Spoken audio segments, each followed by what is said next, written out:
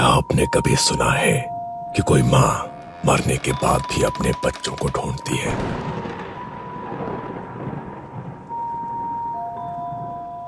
एक गांव है बेलपुर।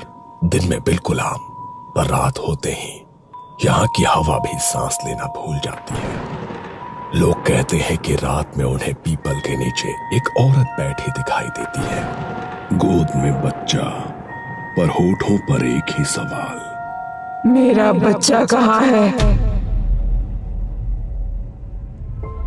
बेलपुर एक छोटा सा गांव। इसी गांव के आखिरी छोर पर था रघुवीर का घर। बाहर से देखने पर साधारण, पर अंदर एक औरत रोज जिंदा दफन होती थी। उसका नाम था अंजलि। अंजलि की शादी को 8 साल हो चुके थे। शादी के पहले हफ्ते से ही उसे समझ आ गया था कि ये घर उसे बहू नहीं, एक गुलाम समझता है। तेरे बाप ने क्या दिया था? 2 बर्तन और एक पुरानी अलमारी?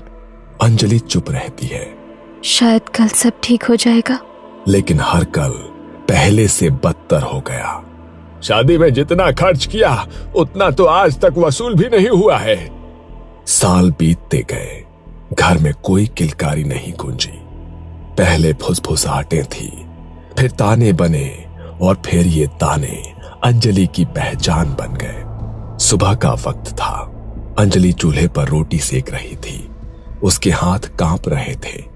सास ने पड़ोसन से बात करते हुए जानबूझकर ऊंची आवाज में कहा, आजकल की लड़कियां न जाने क्या खाकर आती है मायके से। शादी के इतने साल हो गए, एक औलाद नहीं दे सकी।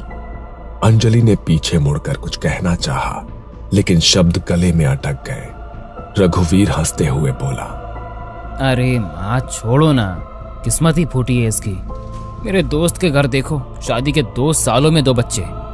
अंजलि ने चुपचाप रोटी पलटी। उसकी आंखों में आंसू थे, पर आवाज नहीं। एक दिन अंजलि के मायके से उसके माता पिता आए थे।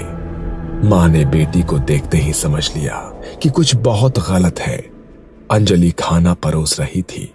बहू, थोड़ा तेज चलो। वैसे भी तुमसे क्या उम्मीद रखे? ना घर बढ़ाया ना वंश, कम से कम खाना तो गरम खिलाओ। रघुवीर अपनी मुंडी नीचे करके हंस रहा था। अंजलि की माँ रेखा ने बीच में कहा, बहन जी, डॉक्टर को दिखाया क्या? ससुर भैरव सिंह ने हंसकर जवाब दिया, दिखाया था। डॉक्टर ने साफ कहा कि दिक्कत जो है लड़कियों में है। ये झूठ था। कोई डॉक्टर नहीं, कोई जांच नहीं, बस इल्जाम। अंजलि का सिर झुक गया। उसके पिता कुछ बोलना चाहते थे, लेकिन बेटी की आंखों में डर देखकर चुप रह गए।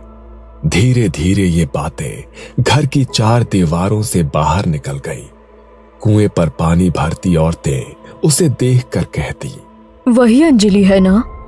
हाँ, इसकी सास कहती है ये बांझ है, इसके पति की दूसरी शादी होनी चाहिए। अंजलि जहां जाती उसे अपनी पीठ पर लोगों की उंगलियां चुभती महसूस होती। एक रात अंजलि अकेली बैठी थी, हाथ पेट पर रखे हुए। उसे सारी बातें याद आ रही थी। बांझ है, ये वंश मिटाने आई है। ऐसी औरत को तो घर में रखना भी पाप है। अगर मैं माँ बन पाई तो क्या सब बदल जाएगा? उसे तब नहीं पता था कि उसकी कोख खाली नहीं थी, लेकिन उससे पहले समाज ने उसे बांझ घोषित कर दिया था, और यही वो जहर था जो उसकी आत्मा में धीरे धीरे भर रहा था। हर ताने के साथ अंजलि की आत्मा में एक दरार पड़ती गई। 5 साल बीत चुके थे, जिनमें अंजलि ने हर ताना, हर मार चुपचाप सह लिया था, क्योंकि उसके मन में एक ही बात चल रही थी, अगर बच्चा हो गया तो सब ठीक हो जाएगा। रात को जब रघुवीर शराब पीकर आता, औरत है तू, पर अगर बच्चा नहीं दे सकी तो किसी काम की नहीं। वो उसे पीटता, कभी दीवार से पटकता, कभी बाल खींचता। अंजलि रोती नहीं थी, बस मन में यही दोहराती, बस एक बार गर्भधारण हो जाए, फिर शायद सब बदल जाए। लेकिन रघुवीर की शराब, उसकी मार और अंजलि का टूटता शरीर, इन सब के बीच गर्भ ठहरना आसान नहीं था। शादी के 5 साल बाद एक सुबह अंजलि को उल्टी हुई। उसने डरते डरते अपने पेट पर हाथ रखा। डॉक्टर ने कहा, बधाई हो, आप मां बनने वाली हैं। उस दिन अंजलि देर तक आईने के सामने बैठी रही। पहली बार उसके चेहरे पर सच्ची मुस्कान थी। मेरे अंदर कोई है। उसने भगवान को धन्यवाद दिया। सोचा कि अब शायद सब बदल जाएगा, लेकिन घर में वो अकेली ही खुश थी। जब उसने घर में खबर दी, अच्छा है, एक बार बच्चा पैदा हो जाए फिर इसे मायके भेज देंगे। हमें तो बस वारिस चाहिए, इसका बोझ हम क्यों उठाएं? बच्चा हमारा होगा, तू तो बस जरिया है। अंजलि का दिल उसी पल टूट गया। गर्भवती होने के बावजूद उसकी जिंदगी में कुछ नहीं बदला। सुबह से रात तक झाड़ू, पोछा, बर्तन, चूल्हा और भारी पेट के साथ पानी के घड़े उठाना। गर्व है, कोई बीमारी नहीं। खाने में अक्सर बासी रोटी, कभी कभी बस पानी। कई रातें बिना कुछ खाए गुजारी। शरीर सूखता जा रहा था, हड्डियां दिखने लगी थी, लेकिन उसके पेट के अंदर एक जान बढ़ रही थी। अंजलि का शरीर मरने की ओर बढ़ रहा था और उसका बच्चा जन्म की ओर। रात को उसे अजीब सपने आने लगे। कभी वो खून से लथपथ होती, कभी कोई उसकी कोख से बच्चा खींच रहा होता।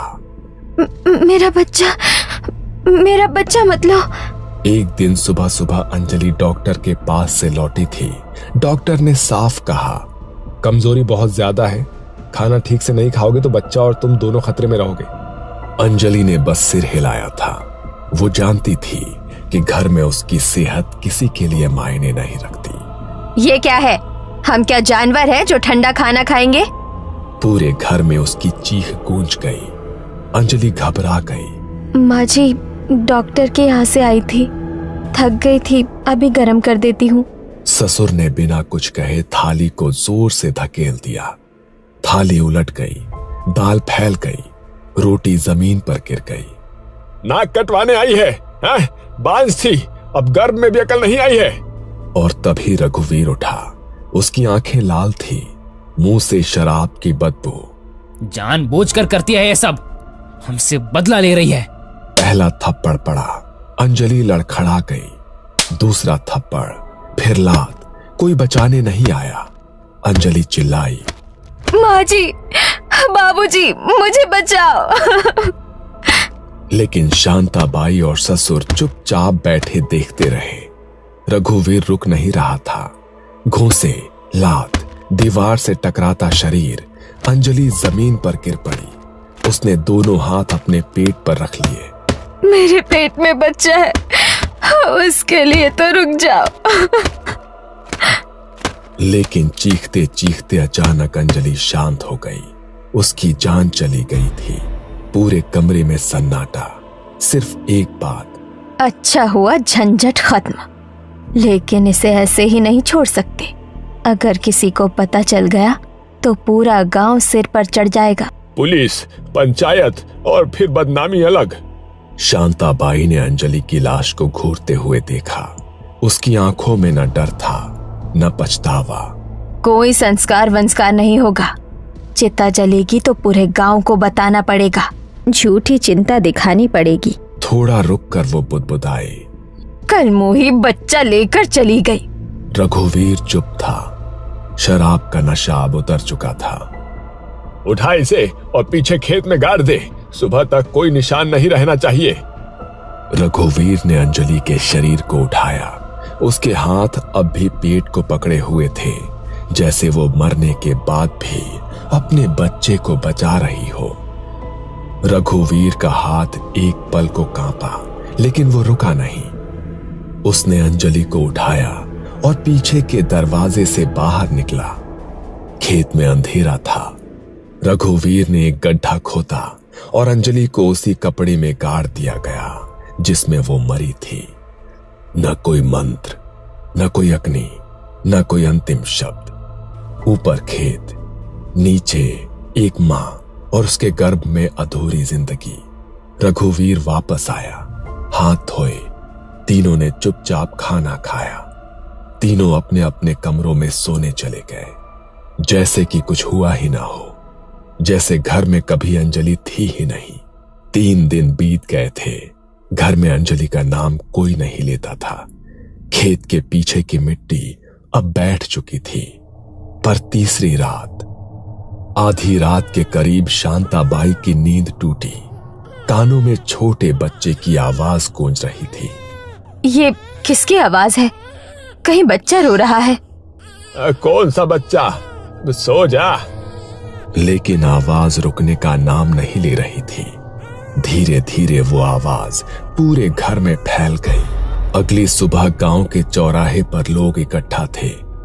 कल रात मैंने देखा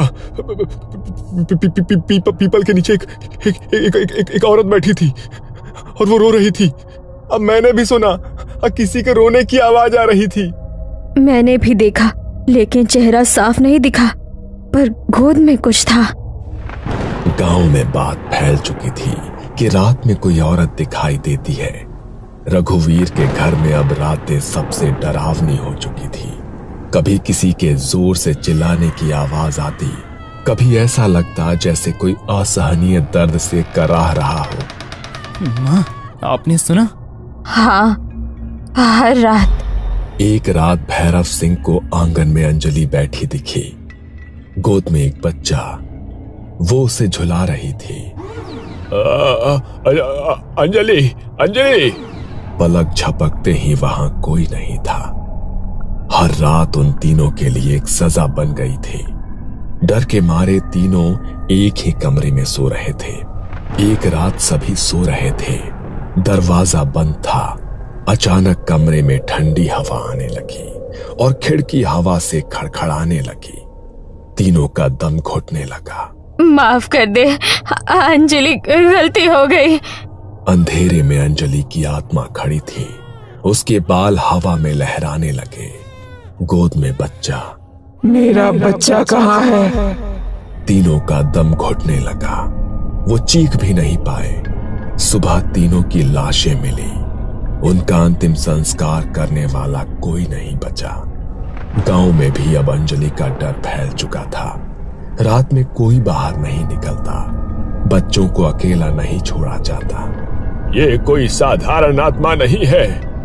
गांव वालों ने तांत्रिक हरिदास बाबा को बुलाया। बाबा ने घर और खेत का निरीक्षण किया। ये आत्मा अंजलि की है। गांव सन्न हो गया। बाबा ने मिट्टी सूंघी। यही दफनाई गई थी वो। गांव वालों ने अंजलि के माता पिता को बुलाया।